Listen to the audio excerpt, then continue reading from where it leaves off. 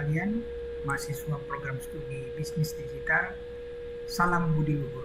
Kembali dengan saya Eka M. Ridwan yang akan mengantarkan Anda pada mata kuliah perilaku organisasi. Tanpa sadar kita sudah memasuki minggu ke-11 ya, pada pertemuan ke-11 pada malam hari ini. Mudah-mudahan apa yang sudah pernah kita pelajari adik-adik sekalian itu akan bermanfaat bagi kalian semua, terutama bagi saya sendiri gitu ya, untuk kembali memperjelas hasanah wawasan kita khususnya di bidang manajemen pemasaran dan lebih khusus lagi di bidang perilaku konsumen. Nah, di mata kuliah perilaku konsumen ini memang menarik. Kalau kita lihat secara digital memang sulit karena ini adalah merupakan data sekunder. Akan jauh lebih bagus ini akan dilakukan apabila adik-adik melakukannya dengan menggunakan studi empirik. Studi empirik atau juga orang pernah juga mengatakan studi empiris itu artinya pengamatan secara langsung. Bagaimana kita di lapangan mengamati secara langsung apa dan bagaimana sebenarnya perilaku konsumen yang harus kita pelajari, sikapnya, kemauannya, hobi atau interestnya terhadap produk atau jasa yang kita hasilkan, sehingga sustainability business. Jadi ada semacam keberlangsungan bisnis yang kita miliki itu bisa tercapai. Nah, di depan layar Anda di gambar 12 itu bagaimana upaya kita untuk mencapai derajat kepuasan konsumen. Itu bukannya mudah loh ya.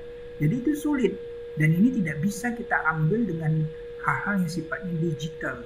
Digital itu berarti dengan dunia maya. Adik-adik sekalian dan termasuk saya sendiri tidak melakukan hubungan secara interaksi langsung. Nah, itu tidak bisa.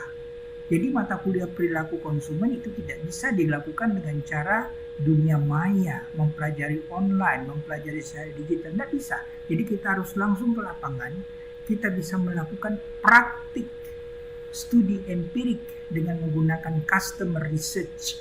Jadi studi penelitian konsumen secara langsung agar kita sebagai produsen bisa mengetahui apa yang konsumen inginkan terhadap produk kita. Nah, mari kita lihat ini ada dua hal besar yang pada malam hari ini akan kita coba bahas ya, yaitu bagaimana total produk yang harus kita produksi yang kita hasilkan, kemudian juga produk daripada pesaing kita, sehingga nanti ujung-ujungnya adalah upaya kita untuk mencapai kepuasan konsumen. Dan mencapai derajat kepuasan konsumen itu sulit. Ada yang mengatakan bahwa konsumen itu senang, tahu dari mana? Datanya dari mana? Data sekunder nggak bisa kita pakai. Data sekunder itu adalah data dokumentasi yang sudah ada. Itu tidak bisa. Jangan-jangan bahkan bukan memang nggak bisa lagi, tapi sudah usang. Nah, itu tidak bisa kita gunakan.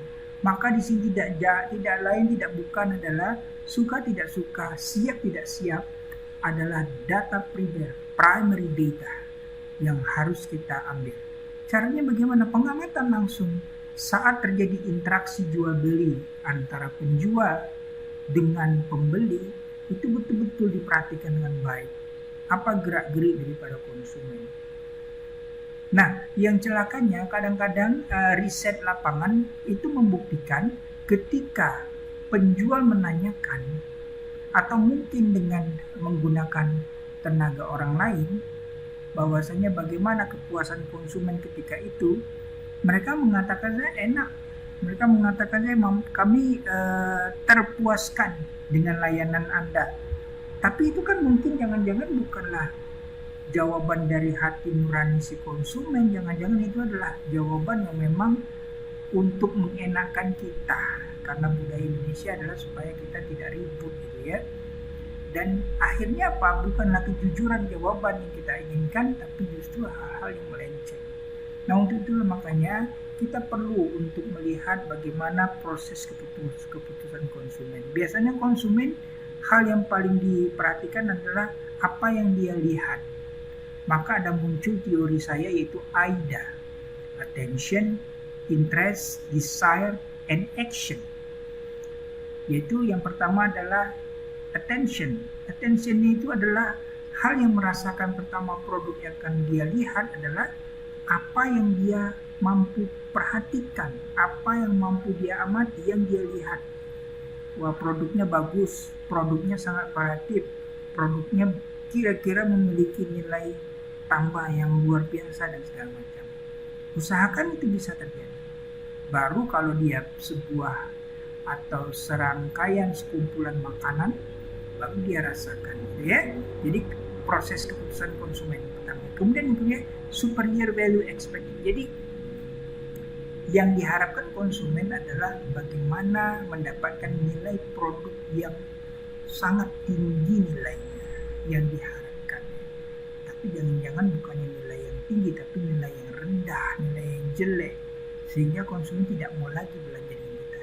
Barulah terjadi penjualan. Jika tidak ada superior tapi inferior value expected, itu artinya adanya nilai yang paling jelek yang diharapkan. Bagaimana sales bisa terjadi, penjualan bisa terjadi. Nah, kalau ini ketiga ini sudah bisa terjadi, maka nanti baru akan dirasakan nilai-nilai yang diterima. Kalau nilai yang diterima itu adalah positif, bagus, maka pasti yang akan dilakukan adalah konsumen merasa puas. Kalau konsumen merasa puas, mereka akan datang kembali ke gerai kita untuk membeli produk kita, untuk belanja produk kita.